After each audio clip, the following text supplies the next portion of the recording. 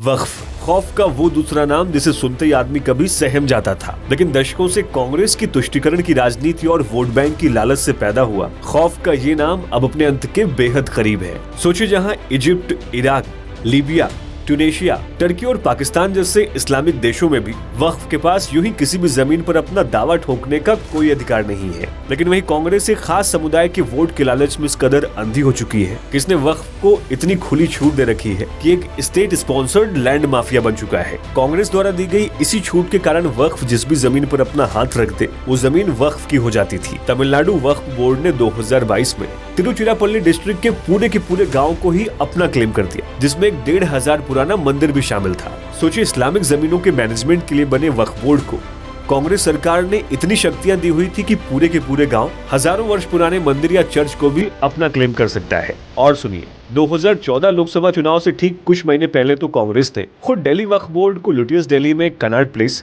Ashoka road और यहाँ तक कि पार्लियामेंट के पास की 123 वीवीआईपी एवेक्यू प्रॉपर्टीज वक्फ को दे दी थी, जिन्हें अल्टीमेटली दिल्ली हाई कोर्ट के इंटरवेंशन के बाद रोका गया था। एक और भी चौंकाने वाला केस सूरत का है, जहां गुजरात वक्फ बोर्ड ने 2020-21 में सूरत म्युनिसिपल कॉर्पोरेशन की जमीन क्लेम कर ली थी। और इस क्लेम का बेसिस सुनकर के आप अपना सर पकड़ लेंगे। दरअसल उनका कहना था कि 17वीं शताब्दी में मुगल बादशाह जहांगीर की बेटी के कनीज यानी दासी ने जमीन वक्फ को दी थी।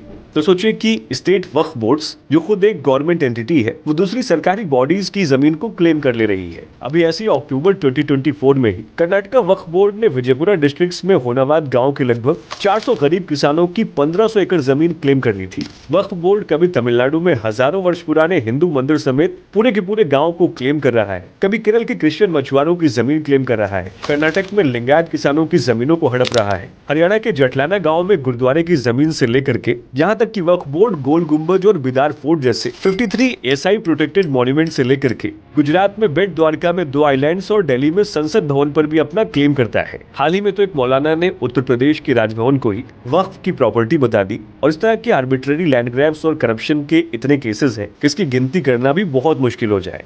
भारत में कांग्रेस वोट बैंक की राजनीति के किस स्तर तक गई है, आप इसका अंदाजा इसी बात से लगा सकते हैं। 2014 में Waqf properties eviction of unauthorised occupants bill भी पास करने की कोशिश की गई थी, जिसमें वक्फ बोर्ड के सीईओ को उनके हिसाब से किसी भी अनऑथराइज्ड ऑक्यूपेंट को वक्फ की जमीन से निकालने की अनचेक्ड पावर्स दी जाने वाली थी, जिसके लिए फोर्स का भी यूज कर सकते थे।